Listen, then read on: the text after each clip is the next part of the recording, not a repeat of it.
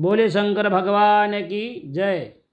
27वां अध्याय कर्क संक्रांति और सिंह संक्रांति पर किए जाने वाले कृत्य। ईश्वर बोले, हे सनत कुमार, श्रावण मास में कर्क संक्रांति तथा सिंह संक्रांति आने पर उसमें जो कृत्य होता है उसे भी अब मैं आपसे कहता हूँ। कर्क संक्रांति तथा सिंह संक्रांति के बीच की अवधि में सभी नदियाँ रजस्वला रहती है। अतः समुद्रगामिनी नदियों को छोड़कर उन सभी में स्नान नहीं करना चाहिए। कुछ ऋषियों ने यह कहा है कि अगस्त के उदय पर्यंत ही वे रजस्वला रहती हैं। जब तक दक्षिण दिशा के आभूषण स्वरूप अगस्त उदित नहीं होते तभी तक वे नदियाँ रजस्वला रहती हैं और अल्प जल वाली कही जाती हैं। जो नदियाँ पृथ्वी पर ग्रीष्म ऋतु से सूख जाती हैं, वर्षा काल में जब तक 10 दिन न बीत जाए तब तक उनमें स्नान नहीं करना चाहिए। जिन नदियों की गति स्वतः 8000 धनुष 32,000 हाथ तक नहीं हो जाती तब तक वे नदी शब्द की संज्ञा वाली नहीं होती। अभी तो ये गर्त गड्ढा कही जाती है। कर्क संक्रांति के प्रारंभ से 3 दिन तक महानदियाँ रजस्वला रहती हैं। वे स्त्रियों की भांति चौथे दिन शुद्ध हो जाती हैं।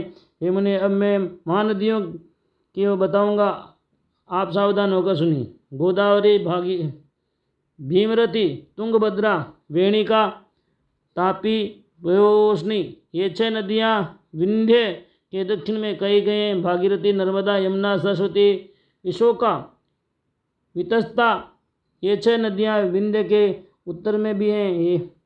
ये 12 महानदियाँ देवर्षि क्षेत्र में उत्पन्न हुई है। मुने, देविका, कावेरी, वंजरा, कृष्णा, ये महानदियाँ कर्क संक्रमण के प्रारंभ से 1 दिन ही रजस्वला रहती हैं। गौतमी नामक नदी कर्क संक्रमण होने पर 3 दिनों तक रजस्वला रहती है। चंद्रभागा, सती, सिंधु, सरयू, नर्मदा, गंगा, यमुना, प्लक्ष, जाला, सरस्वती, ये जो नद संज्ञा वाली नदियाँ हैं वे रजस्वला रज दोष से युक्त नहीं होती। सोण, सिंधु, हिरण्य, कोकिल, आहित, गरगर और शतद्रु, ये 7 नदी पवित्र कहे गए हैं। द्रवमयी गंगा पवित्र, यमुना तथा सरस्वती ये नदियाँ गुप्त जो दोष वाली होती हैं। अतः ये सभी अवस्थाओं में निर्मल रहती हैं। जल का यह रजो दोष नदी तट पर रहने वालों को नहीं होता है। रजोधन से दूषित जल भी गंगा जल पवित्र हो जाता है। प्रसवावस्था वाली बकरियां, गायें, भैंसें तथा स्त्रियां और भूमि पर वृष्टि के प्रारंभ का जल ये 10 रात व्यतीत होने पर शुद्ध हो जाता है। कुएं तथा बावली के अभाव में अन्य नदियों का जल अमृत होता है। जो धर्म से दूषित काल में भी ग्राम भोग नदी दोषमय नहीं होती है। दूसरे के द्वारा भरवाए गए जल में जो दोष नहीं होता है। उपाकर्म में, उत्सर्ग कृत्य में, प्रातःकाल में, स्नान में, विस्पत्तियों से, सूर्य ग्रहण काल में तथा चंद्र ग्रहण काल में रजो दोष नहीं होता है। ये सनत कुमार, अब मैं सिंह संक्रांति में गो प्रसव के विषय में कहूँगा। सिंह राशि में सूर्य के संक्रमण होने पर यदि गो प्रसव होता है तो जिसकी गो प्रसव करती है उसकी मृत्यु 6 महीने में अवश्य हो जाती है, इसमें संदेह नहीं है। मैं उसकी शांति बताऊंगा जिससे सुख प्राप्त होता है।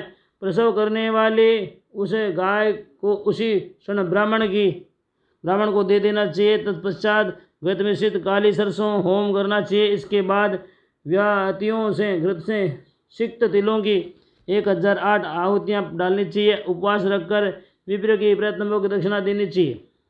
सिंह राशि में सूर्य के प्रवेश करने पर जब गोष्ठ में गोप्रसव होता है, जब कोई अनिष्ट अवश्य होता है, अतः उसकी शांति के लिए शांति कर्म अनुष्ठान करना चाहिए। अश्यवाम इस सूक्त से तथा तदद विष्णु इस मंत्र से तिल तथा घृत से 108 आहुतियाँ देनी चाहिए और मृत्युंजय मंत्र से 10,000 आहुतियाँ डालनी चाहिए। तत्पश्चात श्री सूक्त से अथवा शांति सुख से स्नान करना चाहिए। इस प्रकार किए गए विधान से कभी भी भय नहीं होता है। इसी प्रकार यदि श्रावण मास में घोड़ी दिन में प्रसव करे तो इसके लिए भी शांति कर्म करना चाहिए। इसके बाद दोष नष्ट हो जाता है। हे सनत कुमार, अब मैं कर्क संक्रांति में, सिंह संक्रांति से तथा श्रावण मास में किए जाने वाले शुभप्रद दान का वर्णन करूँगा। सूर्य के कर्क राशि में स्थित होने पर घृत धेनु का दान और सिंह राशि में स्थित होने पर स्वर्ण सहित छत्र का दान श्रेष्ठ कहा जाता है तथा श्रावण मास में वस्त्र का दान अति श्रेष्ठ फल देने वाला कहा गया है। भगवान श्रीधर की प्रसन्नता के लिए श्रावण मास में घृत, क्रुत, कुंभ, घृत धेनु तथा फल विद्वान ब्राह्मण को प्रदान करने चाहिए। मेरी प्रसन्नता के लिए श्रावण मास के किए गए दान अन्य मासों के दानों की अपेक्षा अधिक अक्षय फल देने वाले होते हैं।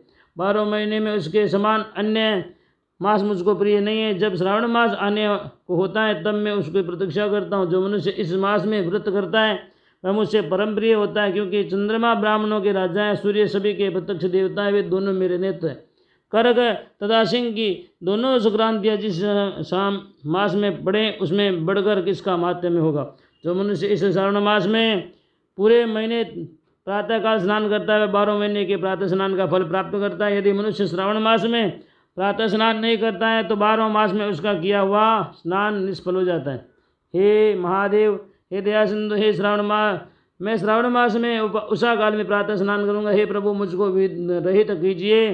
प्रातः स्नान करके शिव जी की विधिवत पूजा करके श्रावण मास की सतकथा प्रतिदिन भक्तिपूर्वक श्रवण करना चाहिए। बुद्धिमान मनुष्यों को चाहिए कि इसी प्रकार इस मास के व्यतीत करें। अन्य मासों की प्रवृत्ति पूर्णमासी के प्रतिपदा से होती है, किंतु इस मास का प्रवृत्ति अमावस्या की प्रतिपदा से होती है। श्रावण मास की कथा के महात्म्य का वर्णन भले कौन कर सकता है। इस मास में व्रत, स्नान, कथा, श्रवण आदि से जो 7 प्रकार की वंद्या स्त्री होती है वह भी सुंदर पुत्र प्राप्त करते हैं। विद्या चाहने वाला विद्या प्राप्त करता है। बल की कामना करने